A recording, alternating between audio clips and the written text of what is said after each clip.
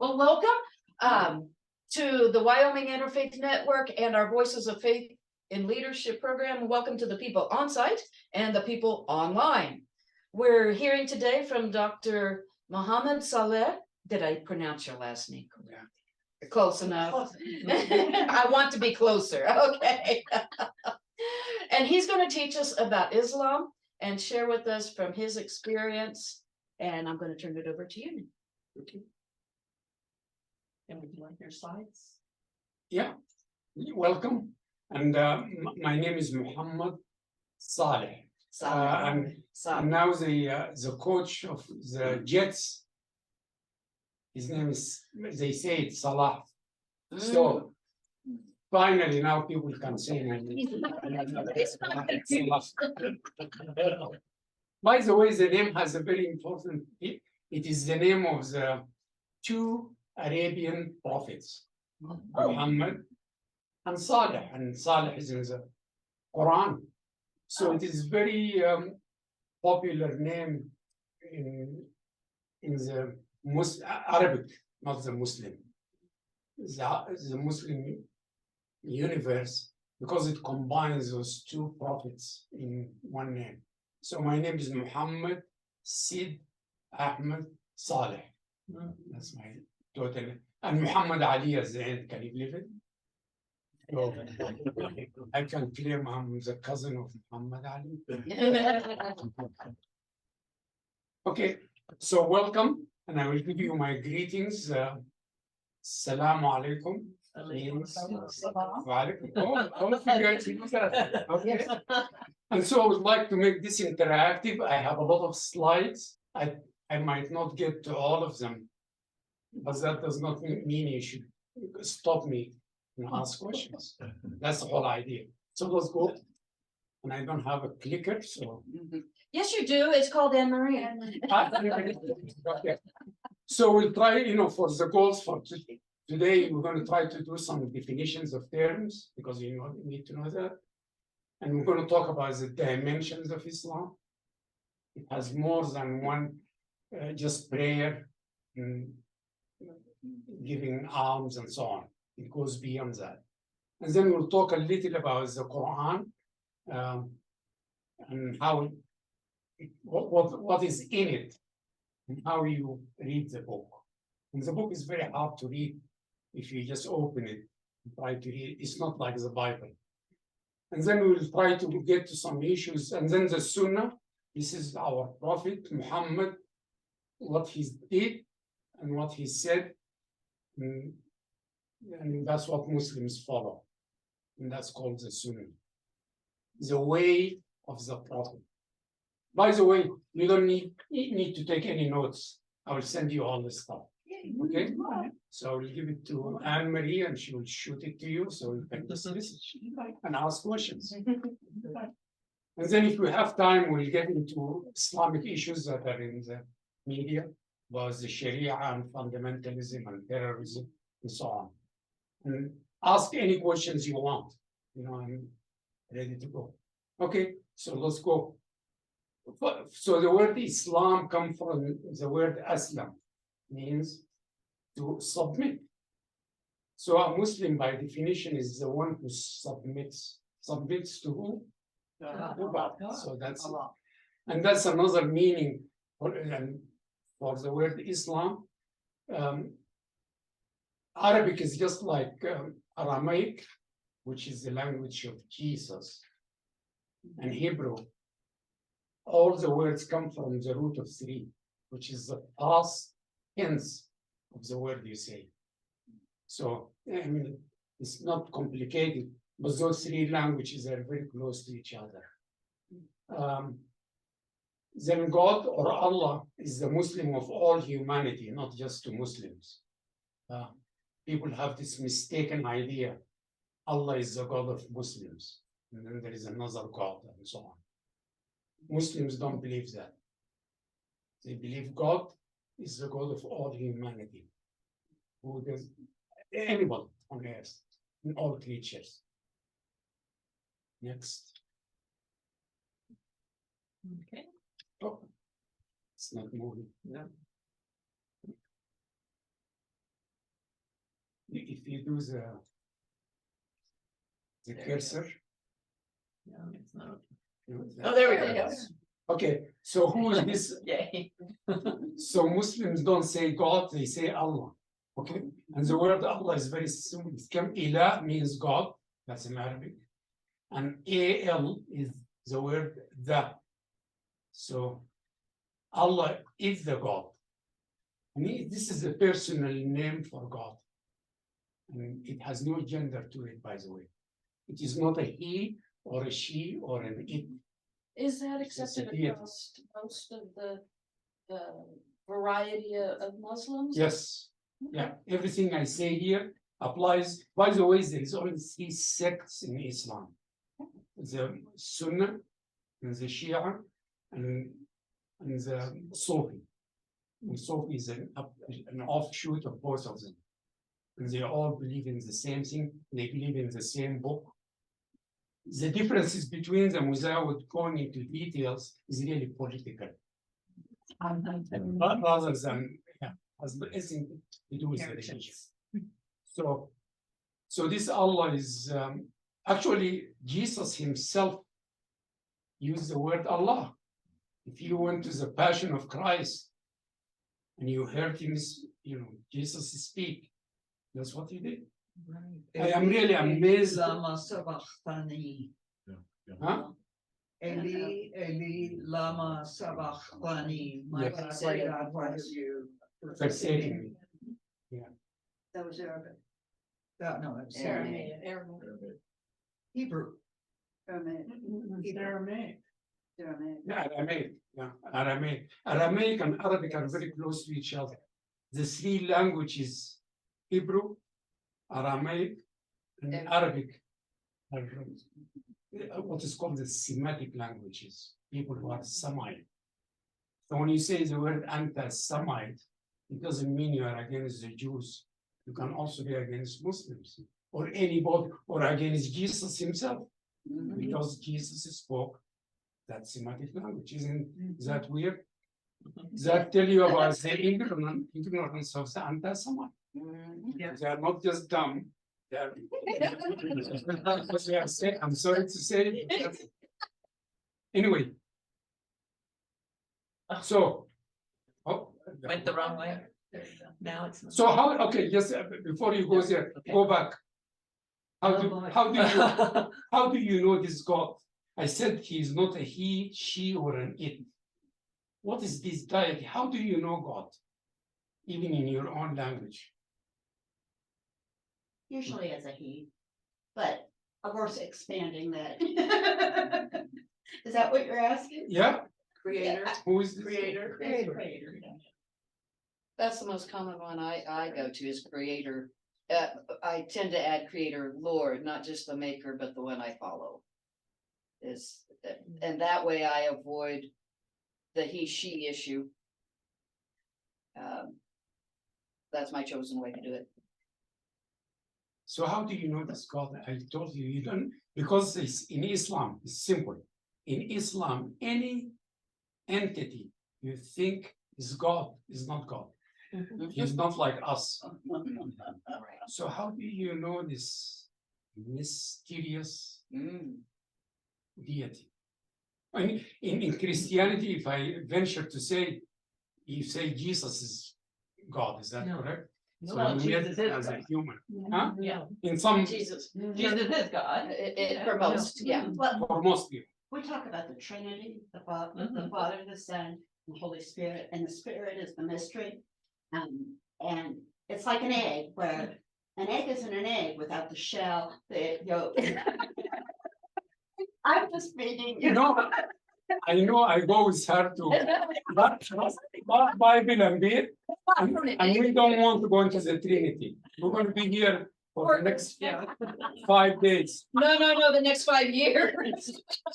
So we're going to use that alone. Next 5 millennia. But anyway, I'm talking about the Islamic perspective. We say anything you think of as God, he's not like us, he's not tall, he's not short, he's not black, he's none of anything. Okay? Yeah. So how do you know this deity that's so mysterious? 99 names of God. You know him by his qualities. That's a good one. Yes.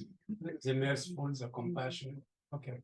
What? How else can you know him? By the spirit leads you to know the presence of God and an understanding of God. Inside. Yes. Just like Maya said, God is in each one of us. Yes. Before we are born, He comes and breathes His Spirit. part of Him in us. So each one of us has God within themselves. But remember, you are not God. That's God is in me, mistake. but not me. Right.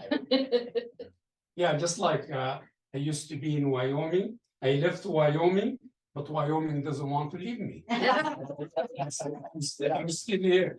I keep coming back. Anyway, It's a sign. it's like, so I will tell you, let's go because the slides, I will tell. How you know? He speaks to you through his prophets. You read the Bible, the Quran, and any other book that's sacred.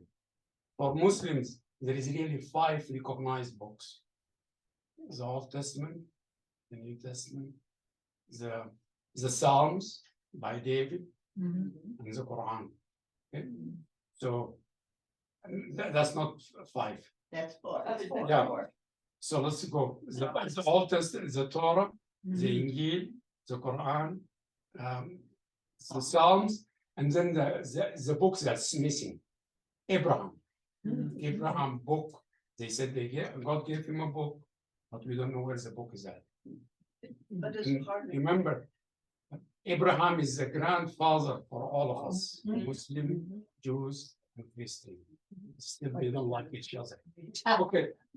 So speaking through his prophets, read his books. Okay. What is written in the scripture? So you read the Quran, and then what the prophet told you about those books. And then now, God told you, don't try to think of my essence. Like she said, qualities. And because if you try to think of him as an entity, I just told you, he's different from all of us in every single way. But if you go to the next slides, our prophet was always asked about who is this God? The same questions I am asking here. So, Holly, can you read that for us? Chapter 112 in the Quran Mm. is where he talks about. Yeah, that's where it said. Say he is God, the one and only, God, the eternal, the absolute.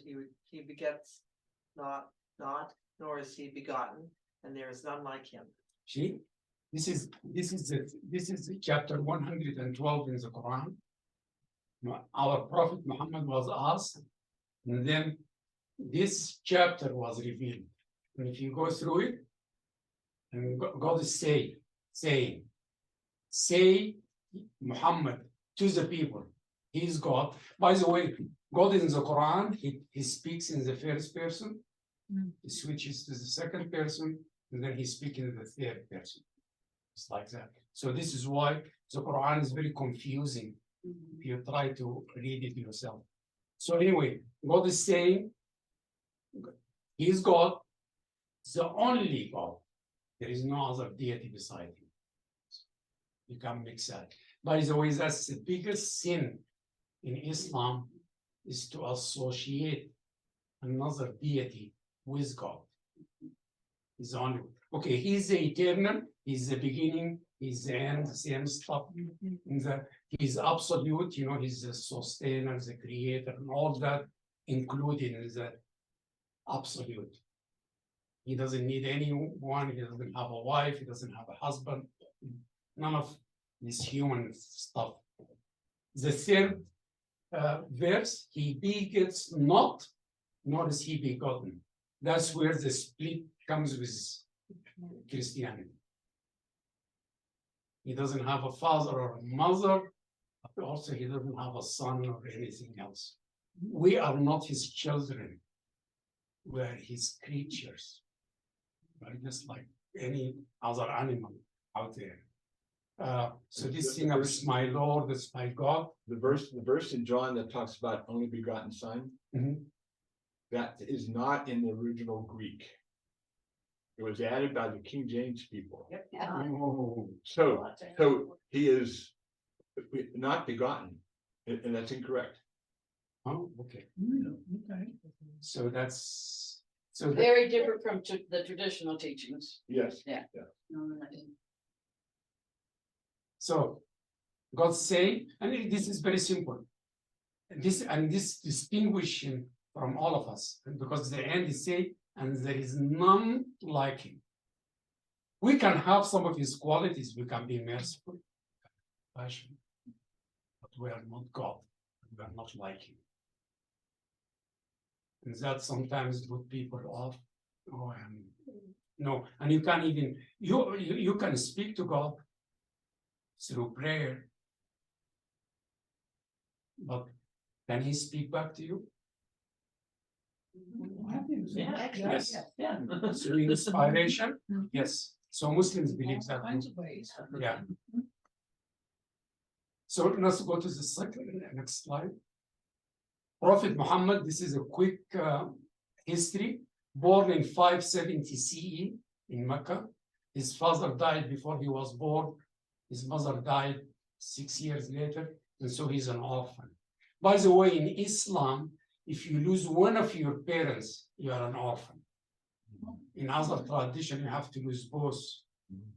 So he's an orphan right off the bat because his dad died. He was very poor, of course, like all prophets. And he got his revelation at age 40. And that also distinguished him from other prophets who got it earlier in their life. And in Islam, all Muslims believe he is the last prophet. That came beyond him. Although in the Quran itself, it says the religion is renewed every so often. How is it renewed? By you contemplating the book yourself. But they do not believe like there is prophets that came after him. And just like Christianity and other religion, it is an exclusive. It is this way, it is the only way, and I don't believe that personally. Because I am here. As are we all. Okay. And this is where he was born. This is Mecca. By the way, last summer I went to Mecca, where I did some of stuff. And you got out? No, I mean, Mecca. Saudi what? Arabia. Yeah. Saudi Arabia? Saudi Arabia is the easiest place to get in and get out because of the go for pilgrimage. Actually, right now they made it online. You can sign up, and within 2 minutes you get the visa. Wow. That fast, because they cannot stop any Muslim from coming there. You can't do that. It's against. Would it be as easy for me if I wanted to go for some reason? But I would not be registered as a Muslim, I would be Yes, registered as. actually, there is sign when you are driving to Mecca. There is a road to take you out. If you are a non-believer, you have to go this way. Okay, And if- but I can still get in and out of Saudi Arabia. Oh yeah, Okay. and actually, this new guy, Mohammed bin Salman, is all the mess he made. You know, he's killing Khashoggi and all. He's opening it a lot. I mean, I walked in there in Saudi Arabia. You will accept all women to be dressed. I have seen them in jeans and shorts walking Wow. in Jeddah. In Jeddah. Yeah, so completely different. Yes, so no. But you cannot go to Mecca unless you are a Muslim. Yeah. And guess who built the whole buildings in Mecca itself? Bin Laden. His father, they are top engineers, and they own a huge company. And they built all the stuff around Mecca. Anyway, so that's yes. Okay, Muslims in the US, 3.3. This is the myth about Muslims. Oh, they're going to implement the Sharia and they're gonna take over. 1% is not gonna be able to do that. Okay, not many people, most of the Muslims are in Illinois, by the way, 2.8. Yeah. And in Montana, 0.03. I lived in Montana for 2 years. Me and my friend were the only Muslims.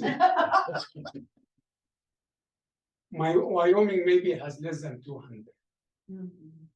So you ask about how many, very few in Cheyenne used to be, and there is a lot that come to Laramie, but they are come and go. They are students, so they come stay 2 years and then leave. But worldwide, your book, you guys, I'm sure, she sent you this book. It says there is 1.8, 1.6, so there's a number there. Anyway, it's close to 2 billion people, Muslims are out there. What, I see Illinois has a large percentage as far as the US goes. Yeah. What, is it Chicago a large center for Muslims, or what is it that appeals from Illinois? I have no idea. I wouldn't know either.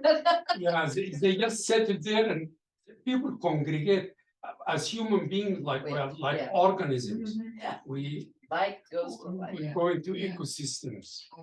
So people migrate together. Like if you come to Denver, you'll find a lot of Ethiopians, thousands. But they are not all Muslims. Ethiopians are Orthodox Catholics, Yes. Coptics, some of them. So I met a lot of them there. Anyway, my slides are many. There is three, you guys, when you came here, you think Islam is just a prayer and giving, alms and so on. But really it has more dimensions to it than that. And there is three of them. First is Islam. That's where you find the 5 pillars, and I will go over them. And they are listed there. Declaration of faith. You have to say, I believe in God and that Muhammad is his prophet. Why is that? Because Muhammad is the last prophet. And by implication, by saying Muhammad, then you also believe in Jesus, in Moses, in Abraham, 25 of them, all the way to Adam. Adam in Islam is considered the prophet himself. And then you do the 5 prayers, fasting, alms, and I will go through that. Why do you need to do that? And it's written in front of you. Somebody read it for me so I don't do all the talking. What is the purpose of doing that?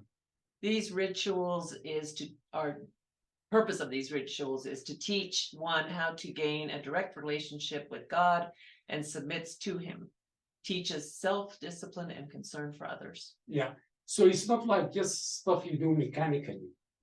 There is a purpose to it. Because they say, why are you doing that? As a prayer is in Islam, is a direct relation between you and God. You don't need an imam, you don't need a priest, you don't need a bob, a reverend. You just go straight to God when you pray. Oh, Is that right? oh, absolutely. Yeah. Okay. Don't let Bob get in the way. I hung around him and the rabbi. I'm covering all my bases. I'm gonna, anyway. Do you have to pray at a certain time? Yes, 5 times. No, I mean at a certain time, like what you were doing here at noon? Yes, yeah, Okay. like, they are coming. Okay, let's go through them real quick. You can get an. Okay, the first one, say, I bear witness that there is no God but God and Muhammad is his prophet. And I explained that. Just a minute. Yeah. Okay, and you have to mean it and say it with sincerity, just not to repeat words. Okay, so that's the first one. Okay. Prayer 5 times a day, and she asked, and they are listed right there. Before sunrise, say at noon, in the afternoon, like 5 o'clock, and then at sunset, and then at night. Before you do the prayer, you need to do ablution, meaning you wash your hands and so on. Okay. Yes, I don't want to go through all of it. Oh, I just wondered because one of my many trips back to Nebraska, I saw a guy get out of his truck and I thought really weird to get out and you're gonna look for a ride in a rest area? No, he had his prayer rug and he did his prayers right there on the side of the road. But you know what? He can just actually do it in his car. No, Yeah. he's a truck driver. Yeah. No, even in his truck, you just stop it, face the east, and just do it right there. Well, had he got off the side of the road, he was on. Yeah.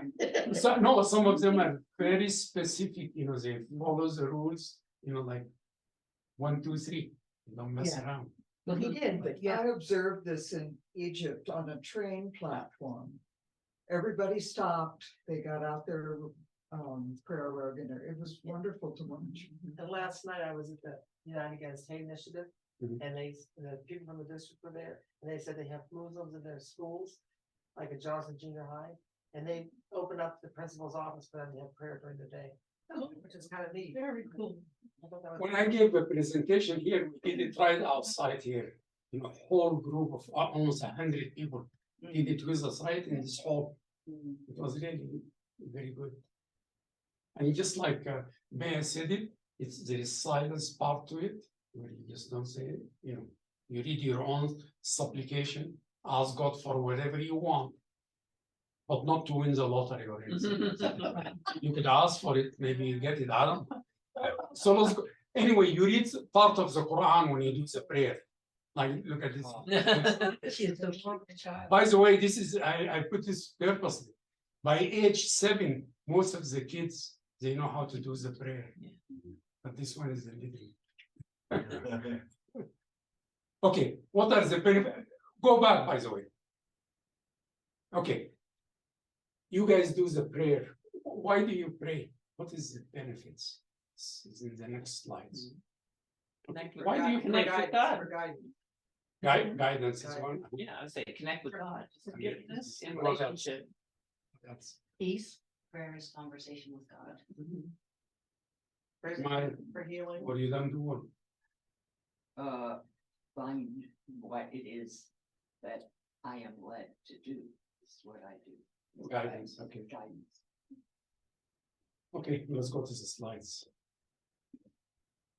Gratitude is the first one. You don't exist and you are not here. You are not created, and you will not be sustained without God.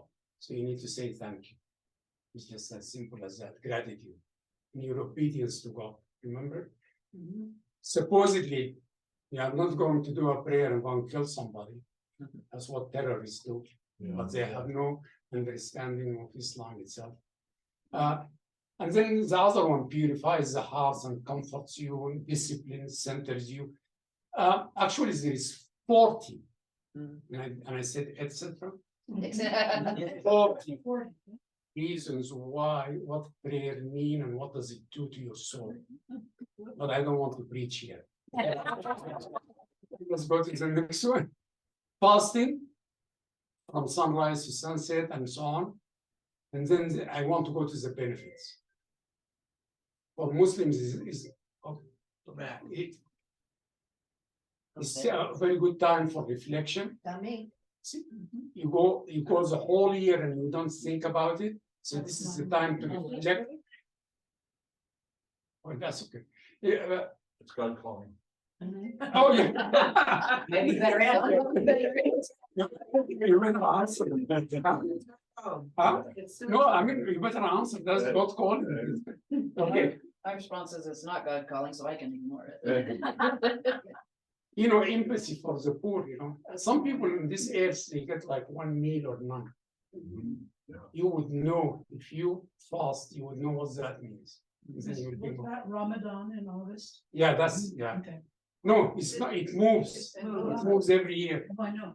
Actually, if you stay in the same place for 33 years, you would have fasted every single day of the year because it moves 11 days. Period of time. It's a lunar system, just like Jews want to go by the lunar system. Okay, it's self-controlled, remember? Yep. You gorge food all the time, stop it. greed, selfishness, and all this other stuff will be overcome. Also, there is many reasons what fasting does to your soul, besides giving up the food. But I like to fast like the Catholics, which is not to eat, no, to eat sweets. Let's do- Yeah, somebody told me, oh, I'm fasting from what? He said, oh, I am not eating chocolate for a month. Okay. I need to move. There is so much to cover. Alms giving 2.5 to 10% of your, after you take care of your, there is a mistake here. This is not like Mormons, where it's part of your salary. You need to cover your mortgage, your car, your, take care of your family.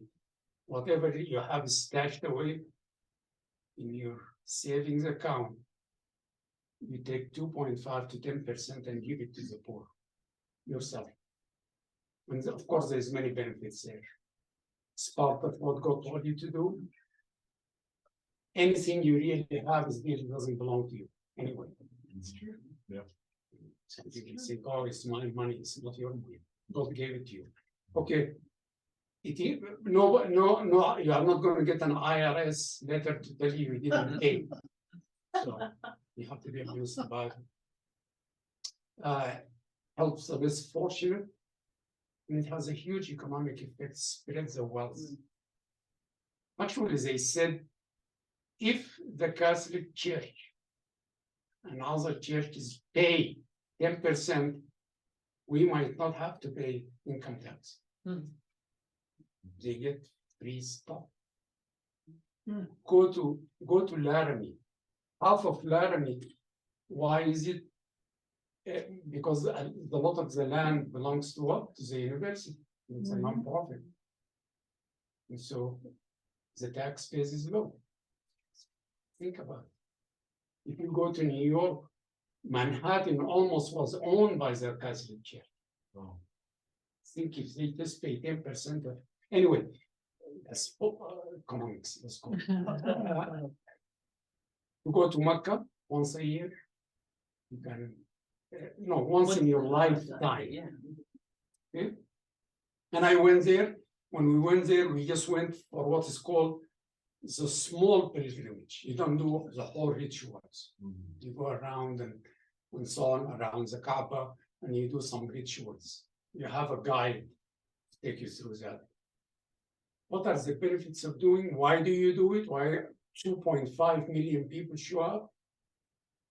Equality. If you are a billionaire, or if you just made it to Mecca, you dress exactly the same. How long does it take you to go around the Kaaba? You do it 7 times, and it's like about maybe half hour, and it depends how fast you can walk. Okay. And if you are close to it, about an hour. And actually, right now they have it where they have scooters. Oh. Put them up on top. So you get into a scooter and you run around. Actually, it's like fun. We did that. They have races. But you have to stop and you do supplications and you ask God to forgive you and all. So anyways, the equality is because it doesn't matter how rich you are, you're going to dress exactly the same like everybody else. And you can show it. Reminder of the hereafter. The way you dress up in this white thing, that's how they put you in the grave. And that's how you're going to get up in the resurrection, the day of resurrection. So we are all going to get out there. And some they say you're going to come out naked, but you're not going to be looking at each other. You're going to be worried about what you haven't done on this earth. Repent to God. And repentance at that time is not accepted, by the way. It's too late. Right. This is the same in the Bible. And then it has the benefits of all the other stuff. It centers you. You have to give money to save it, to get there. And, I can go through this.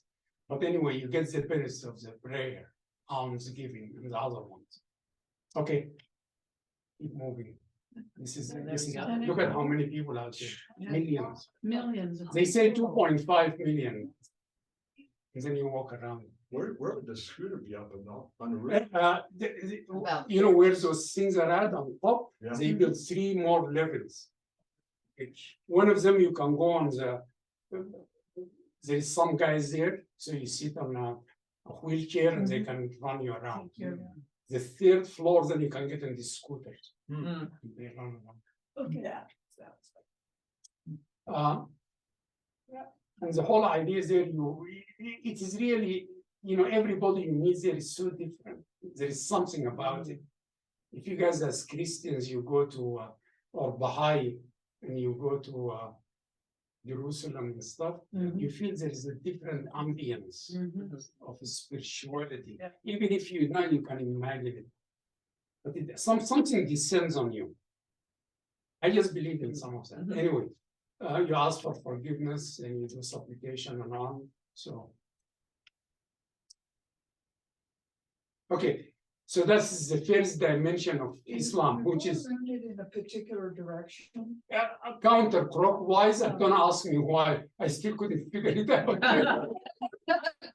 Counterclockwise, All right, thank you. and you do it 7 times. Maybe Okay? go- And by the way, God doesn't live there. Also, you need to imagine that. So, it's in your head. maybe going counterclockwise helps you to unwind. See, he's always has a reason to. I think counterclockwise is because your heart is closest to the Oh. Mecca as you go around. You know what? I'm gonna use that next time.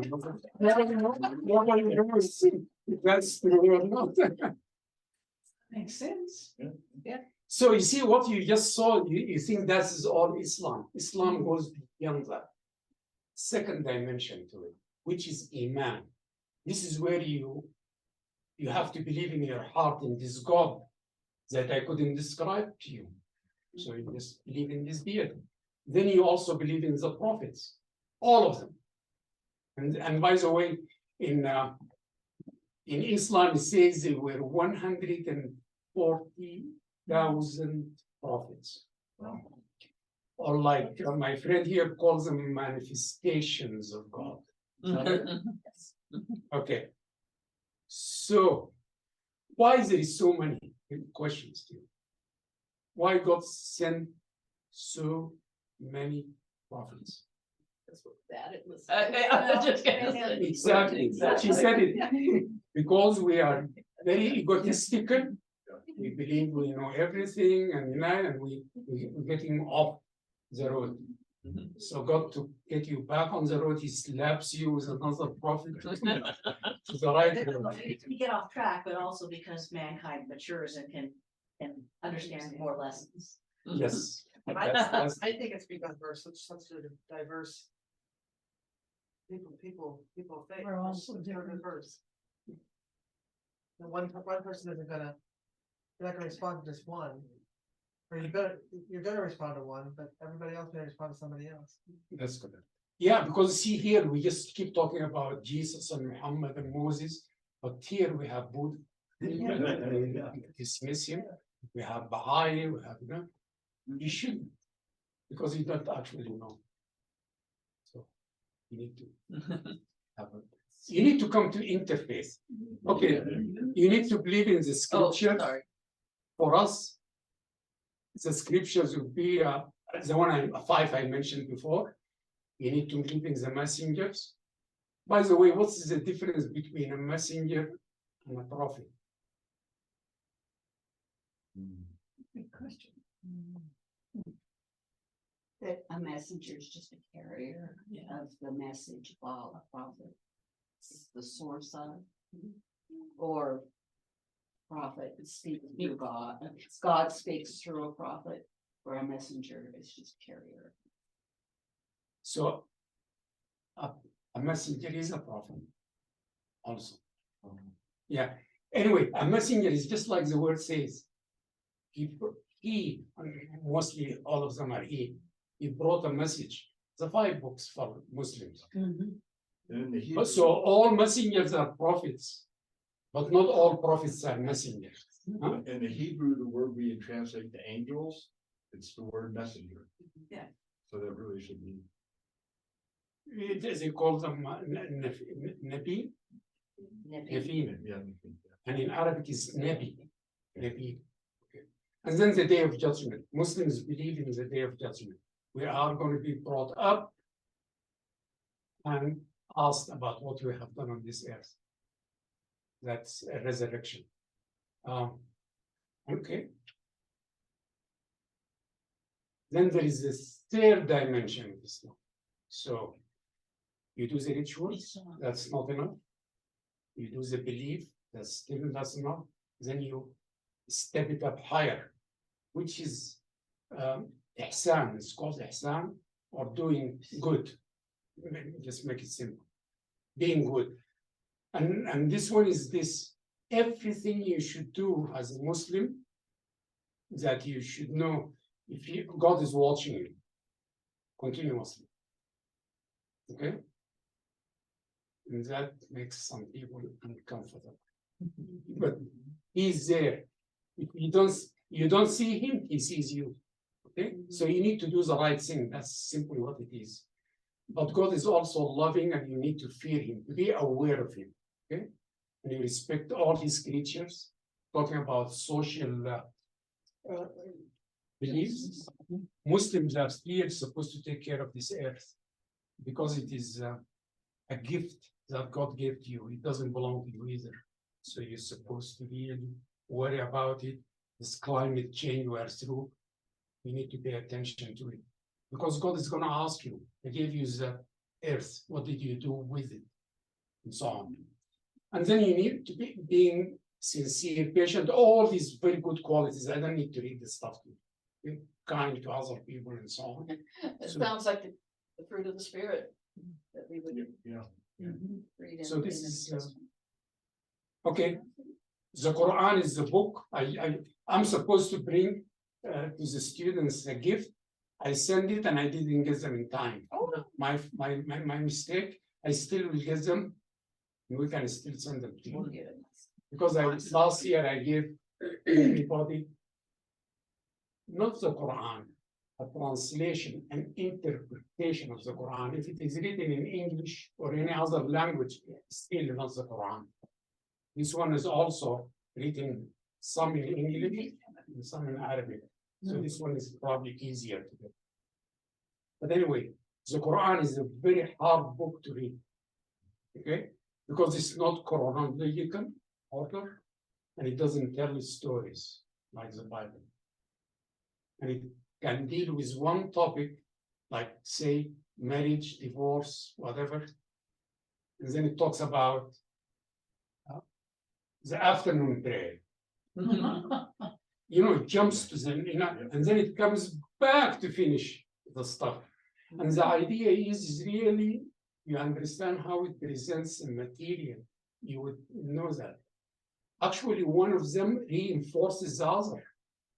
Talking about divorce and all this worldly stuff. Then you go to the prayer, which is you are facing God and connecting to him. One reinforces the other. They go back and forth.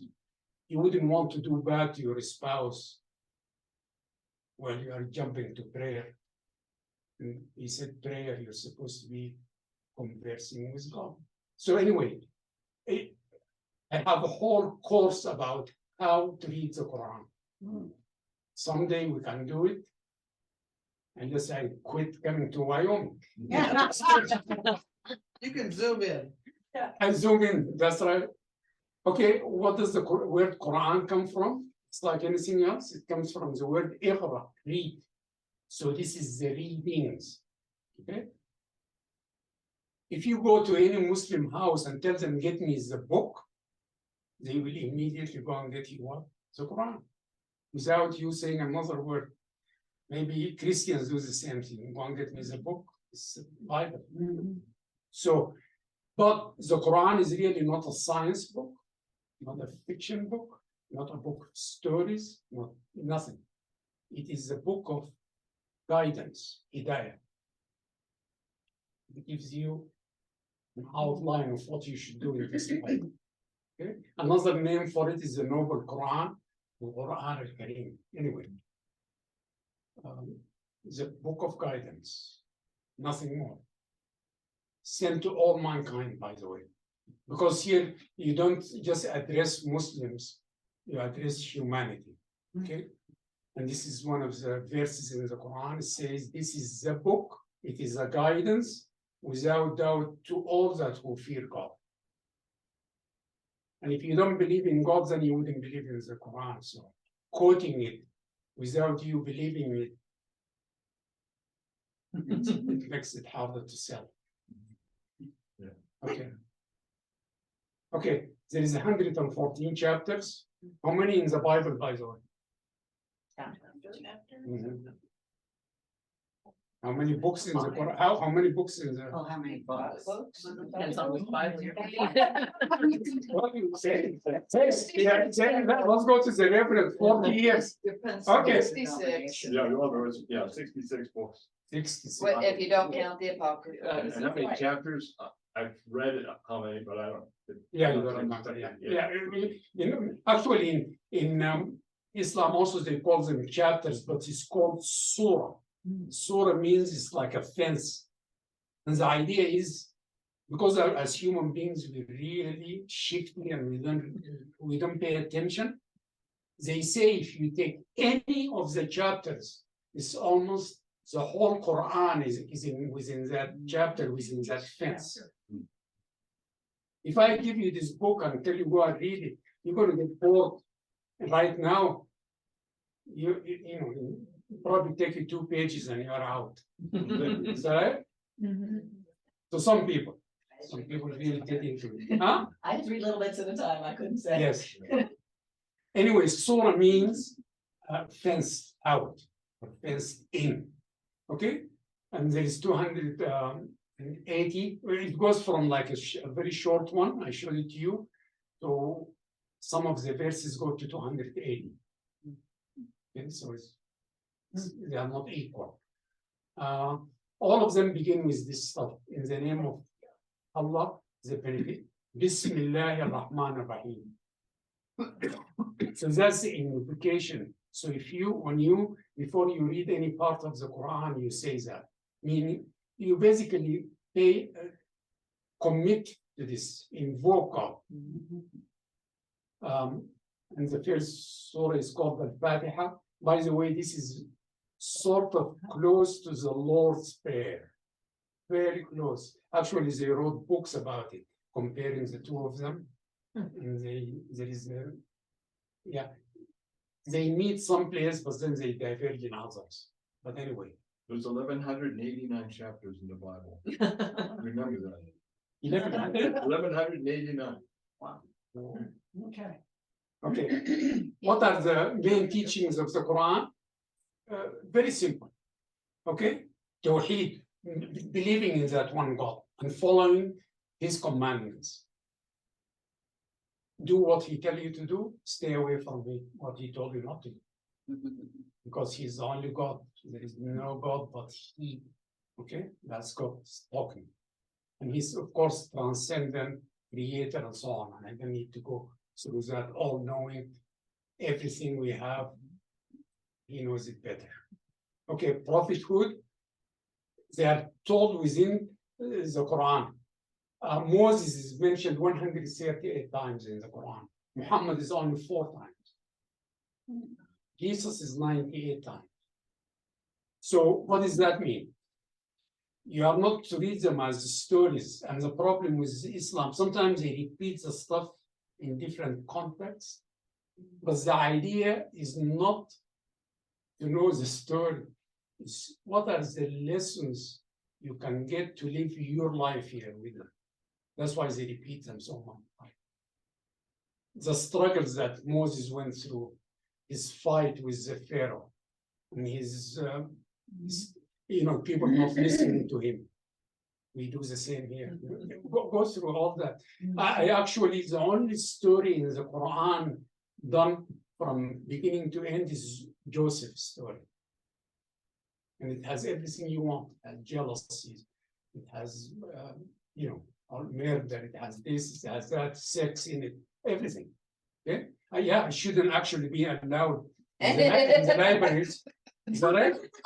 The Quran and the Bible shouldn't be in the library. You know, somebody need to get up and say that. This Christian message. Locally, they say, you know, certain books should be banned from the library, but not the Bible. This is. Why? The Bible is very violent. I know. Something- Bible- the Quran- And have you, the songs. They don't want the Bible. He is fighting that fight. No, I'm laughing because just before I got married, my uncle is an Episcopal priest and but he's like talking about how sexy the Bible was. And at that point, it just blew my mind. I realize now, but that was, 25 years ago, but it's a wonderful memory. Thank you. But when you go and fight them, by the way, we don't call it a fight.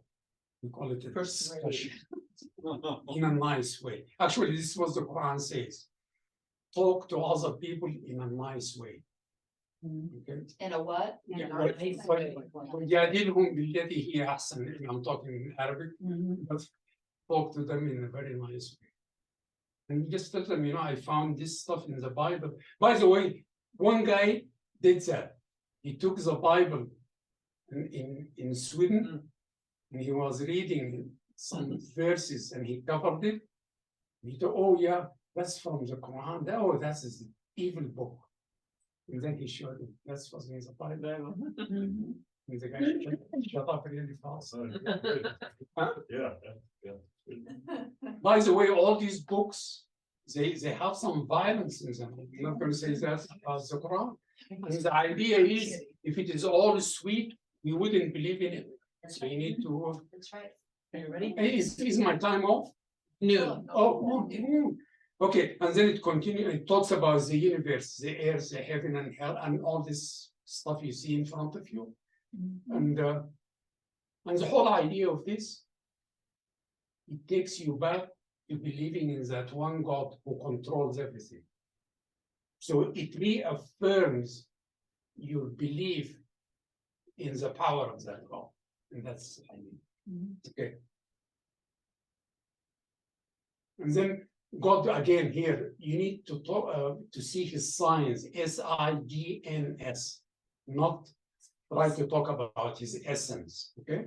And so you look at his signs, look at these trees, look at this stuff outside here, everything, and contemplate that, okay? And we call that ayat, signs of God, okay? And we find them everywhere, the sun, the moon, and on. And then the last day, where this whole life is a journey, and it's going to end up over there in that last day. That's when you are going to be held accountable for what you have done. And so there is a lot of emphasis at the bottom there in Islam about personal responsibility on this earth. To other human beings, to God, and to all his creatures. And then the last thing you can read from the book, and by the way, out of all those verses in the Quran, only about 81 of them talks about marriage, divorce, inheritance, and stuff. So this is not a book, a law book. She wants a law book. It's not a law book. This is why I get disturbed when they say, oh, we're going to follow the Bible or the Quran to set our life. You can't do that. I mean, like this Christian nationalists, they want the Bible to be the Constitution. Yeah. I don't know how we're going to do that. I would differentiate. They want their version of the Bible to be the Constitution. And some Muslims do the same thing. Yeah. I'm talking about Yeah. fundamentalists, Taliban. Yeah. They want the Bible as the Quran to be, and it's not going to work. It doesn't work. Okay, so it talks about, just like Christianity is supposed to teach others about you, but not to force them to become Muslims. There is no compulsion in religion, a verse in the Quran here. And then you are supposed to be a united community, which you pray together and you do all this stuff together, and so on. And in my Christian friend, he said, all I have to do is believe in Jesus and do nothing else. And I was arguing with him. Don't you need to do good stuff? He said, no. Jesus already got on, and he was way off. Because my other friends over here, they say, you need to combine them. Maybe that works as good. Read your New Testament. And so as a result, the whole bottom, I need to say, this is al-amr bil ma'ruf wa nahy anil munkar, enjoying right and forbidding evil. Bottom line. Basically, that's the mission of Islam. You're supposed to do good and stay away from evil or forbid evil. But you see terrorism, then you get confused. Why is that? But Terrorists are radicals. oh yeah. Yeah. If I Yeah, get, radicals too. yeah. Christian nationalists. Yeah, all of them. And by the way, all our three religions are very exclusive. Only go through kingdom of God through Jesus. If you don't believe in Muhammad, you are not going anywhere. And the Jews are, everybody is just copying from them. So we know the three religions supposedly be together, but they're very exclusive. They don't worry about other Baha'is or Mormons or Quaker or whatever, these other branches. Anyway, I'm not going to go through all this. The Quran is really, they say it is disjointed and I don't understand it, but it has its own style of presenting the material. And I can go through all that, but I'm not going to. Anyway, it combines topics like, say, marriage, divorce, and then prayer. And then come to marriage, divorce again, and giving alms.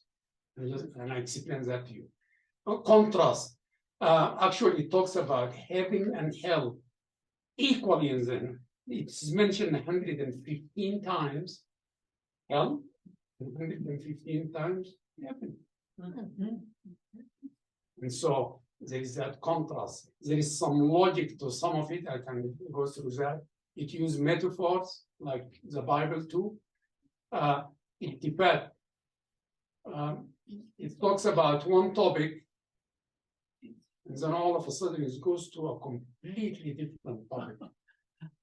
That is a human thing. Yeah. Because you guys go to sleep here. One time I did that. I was teaching a class and I jumped on top of the table to have them pay back attention. Because, they say it takes like 3 minutes, 7 minutes maximum, and then they are home watching TV. I don't know what they're doing. Gone. Mind is history.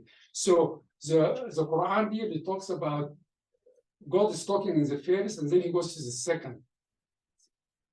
And just like slapping you on the face to pay attention. So you come back to the topic. Anyway, it uses rhymes, and that's when you have to know the language. Anyway, this is the whole course by itself, by the way. So just go. This is the next one. Sunnah. Oh, I'm sorry. Yeah, Okay. I'm trying. All this time we are talking about the Quran. Complementary or supplementing the Quran, because if you just read this book, you are not going to get it all. So Muhammad was sent to explain it, to elaborate on it, and to make it easier for you to understand. And so Muhammad has many sayings that explains what the Quran meant in this verse or that verse and so on. But the Sunnah really goes beyond that. The Quran tells you to pray, but it didn't tell you how to pray. So Muhammad then said you face the east and you go down and so on, all this stuff. So he explains that. But anything you find in the Sunnah, this is where Muslims fight. It is not to contradict the Quran. If it does, then it is not the Sunnah. But then this takes you to the next level. That means you need to be educated in it. How many people are educated in the Quran and the Bible? Very few. And this is why we have control. And that's why mega churches, and we have imams who do bad stuff because they can interpret it any way they want. So it's the whole science of studying the Sunnah. Anyway, next. This is an example of hadith. Somebody read this to me. Be merciful to others, and you will receive mercy. Forgive others, and God will forgive you. Yeah, this is Muhammad says. Very similar to what the Bible says or Jesus said. Okay. Okay, we're going to go into some issues so I can give you time to ask me questions. Next. Sharia. A big elephant in the room. The US is going to be followed by the Sharia. I heard all these politicians like Sarah Palin said, "Oh Allah, their God or whatever." I mean, their level of, I would say I should be nice. Their level of knowledge, I would say, way very little compared to the level of ignorance about it. And they use it just to play games. Anyway, so there is a lot of people, really talk about the Sharia and why, it's going to be implemented. And women all has to dress up in this tents and walk around. Yeah, it's going to happen. Okay, so let me go and tell you what the Sharia says. This is what is the law of Islam, okay? It comes from the Quran and what Muhammad said, sayings that Muhammad did, okay? Explaining some of that stuff. So that's basically where the sources of the Sharia came from. And the third one, when Muhammad came, there was no internet. There were no TV. There were none of this stuff. So what do? The community need to think about it and then come up with an acceptable explanation. And then that's what would be part of the law. Everything the Taliban do in Afghanistan has nothing to do with Islam. I will just say it like that, blanket. Not having girls go to school. That is the first verse in the Quran that came to Muhammad. It's Iqra. And he never said Iqra only for men. So what does that tell you about the Taliban? Very little knowledge, and they do it for one reason: control. That's it. So Well, and if you keep them uneducated, they can continue control. exactly, absolutely. That's the reason there's book banning in the US. Yeah. Well, We keep coming to your book. it's something you can relate to, but it's. You know what? I should give you one of the Quran and you should put it in the library. Yes. No, I'm serious. Yeah, I might do. No, you should have a Quran in the library. Well, don't ask. Huh? Don't ask. If you ask, they will tell you no. No, but to find out if there is one. If there is one. There might be already Don't one have to just there. look it up. Yeah, that's what I'm. Yeah, well, whatever. That's it's full of good. But that would be fun. But we should give you one and you should just put it there. Okay. So that's why, okay. So what does the Sharia really? Go to the next slide. I'll show you what the Sharia governs. This is what it does. Acts of worship, how to pray, how to give your thing. So that doesn't have anything to do with cutting somebody's head or having a woman dressed all up. Does it say it there? No. Okay. Here, next. It talks about capital punishment. They say if the Sharia is implemented in the Quran, it says that capital punishment is only if somebody stops some people on the highway, not at that time, I don't know what, in Mecca, and steal all their stuff. Remember, in Saudi Arabia, stuff as resources were very meager at that time, very little. So if you take somebody's stuff, they could starve this, so they have to fight for it. If you murder somebody, then capital punishment is allowed in that. And then they say adultery. That one later on they change. Okay, although the Quran says you should do it, if it is, and I remember a lot of this stuff. There is 50 Muslim countries. They don't apply none of this stuff. Okay, it might be in Saudi Arabia and Iran, but that's about it. The rest of them they follow other laws because they say. How do they explain that? Because they say some of this stuff was done in the context of that time. The same stuff you can say about the Bible. Adultery is a stoning. Yeah, you can stone them to death. Do we see that today? No. Usually. It's not gonna work. So, okay, so the next, marriage and divorce. So how to get, by the way, in Cheyenne, I married 5 couples before. There is a ritual to it, how you should do it. And it is, you want me to explain it a little bit? It's, there is 5 things you need to do to get married. First, there is a proposal and an acceptance. And the proposal comes from the woman's side.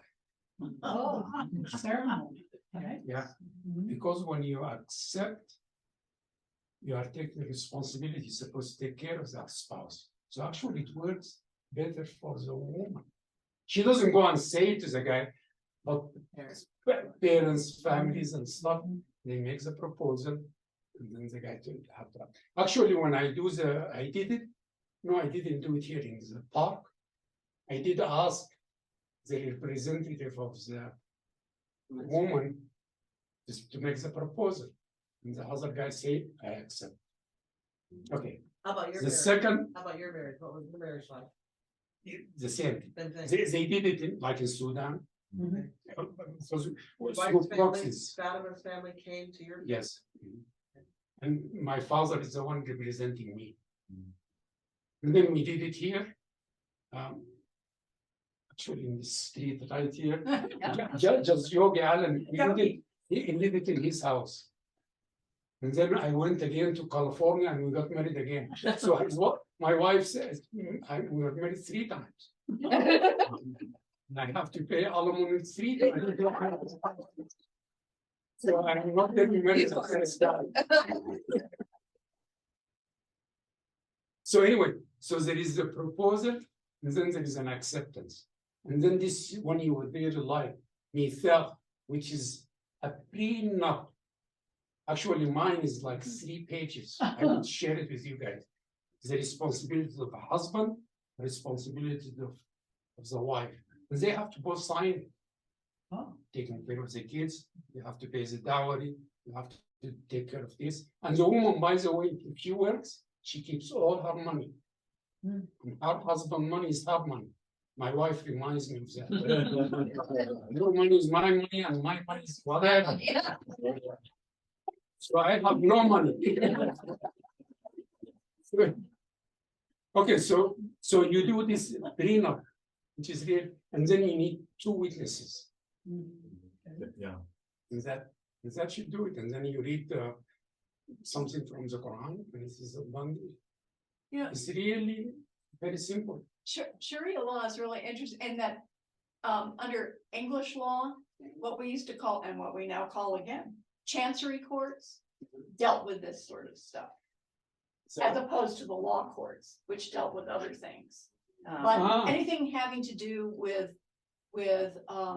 religion or marriage or divorce or fell under the inheritance, came under the chancery courts instead of the law courts. So it's very similar. actually, she's very in England. They allow Muslims to marry the Islamic way, and then they recognize it. Here in Wyoming, they do the same thing because I got these guys married and I signed, and that was accepted. They still went to fill that 1 page in court, whatever it is. Oh, okay. You know, the They still count- fill that the count- marriage license. You do it, and that's it. And then divorce is very simple. And that one, women are not gonna like it because a man can say, I divorce you. And there is two witnesses, it's done deal. You don't even need paperwork.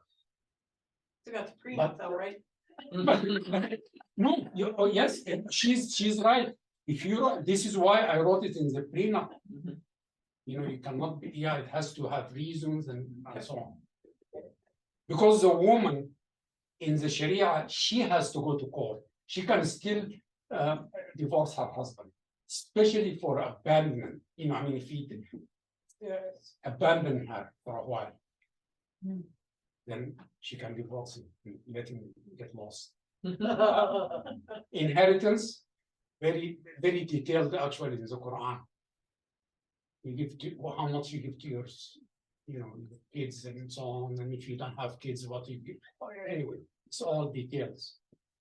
Actually, you can go to the internet and they have a whole thing. Boom, you can fill the form.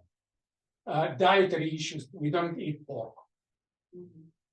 By the way, that's the same for Jews. It's the same stuff. So this is what the Sharia, this is what all people are scared about. Okay?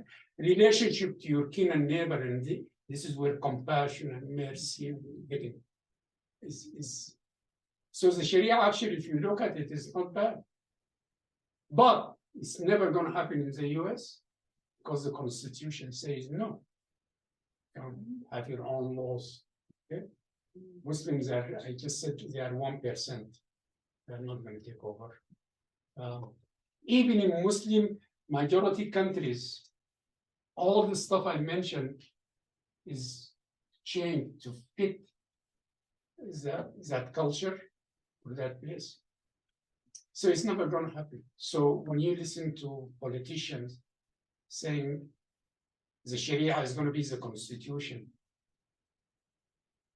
I have nothing to say. Okay, fundamentalism, because there is a bad name for this is what fundamentalism is. Somebody read it so we can. A movement or attitude stressing strict and literal adherence to a set of basic principles and beliefs. I notice that does not include based on the Quran. No, actually, this is Christian fundament, Christian nationalism. Which would follow that same, yes. Islamic fundamentalism, it's under there. So, and even Jews too are very exclusive in their way. They don't want any Buddha, or they don't really want whatever. So, okay, so it applies in all, they have it in Islam, Christian, even Judaism, and Hinduism. They're very strict because they have this. Is that why there's the conflict between the Sharia and the Sunni? Yeah, no, for me, that's really political. Okay. They differ in some of the implementation of the Sharia, but the whole split was political. When Muhammad died, he didn't leave a son. Okay. So the Shia said somebody from his family should be the successor. Other people met and they said it is one of his friends or the people who are well versed in Islam should be the Khalif. And that's where this split. And they even have it in Buddhism. So I was going to ask him do they have fundamentalists in Buddhism? Well, you know, particularly when Japan invaded, what should I say, the rape in Nanjing, China. in China during the Second World War, the Buddhists over they went in with the idea that they're not killing these people, they're just releasing them from their karmic bond. Oh, that's it.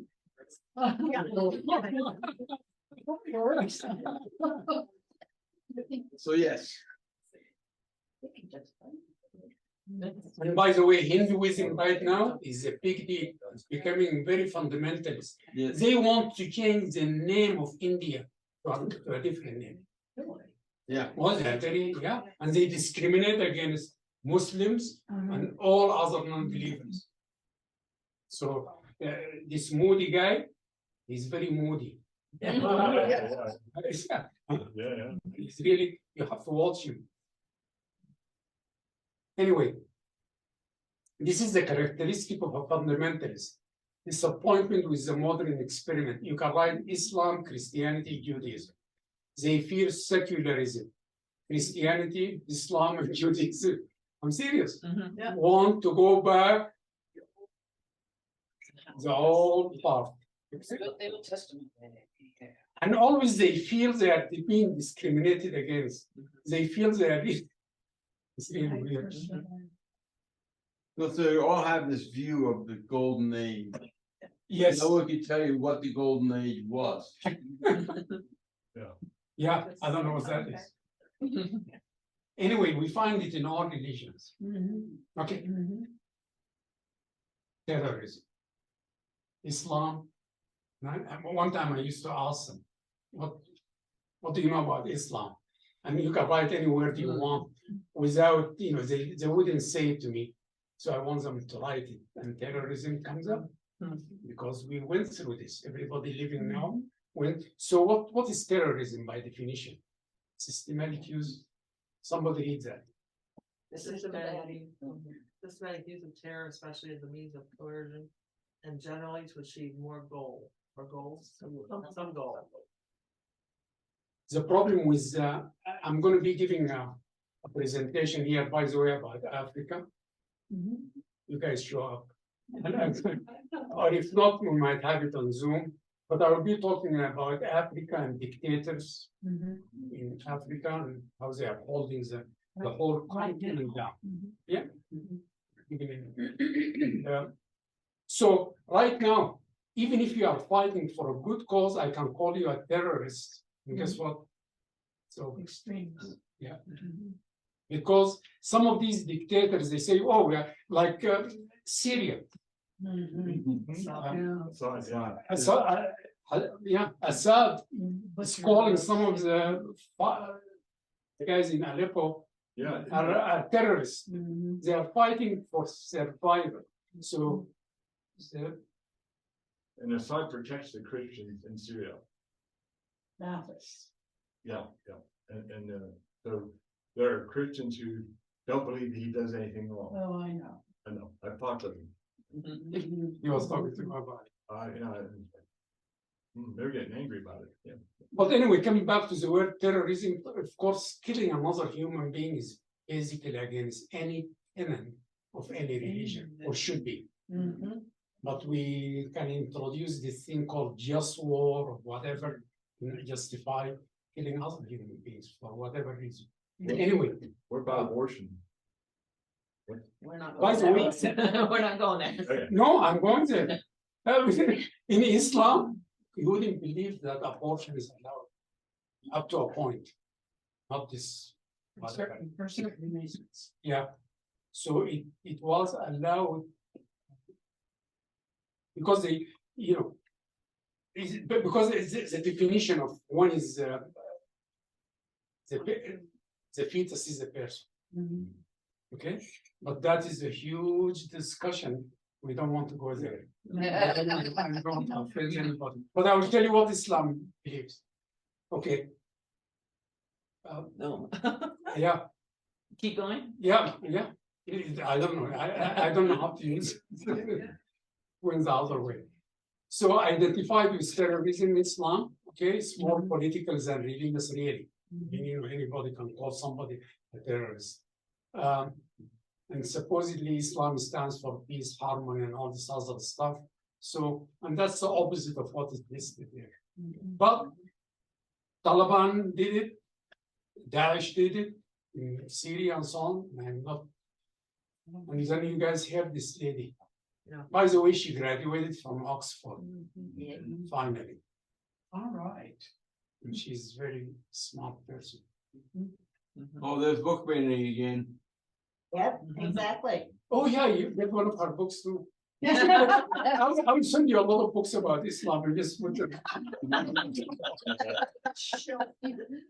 And I'm not coming to visit. Anyway, can keep going. Jihad.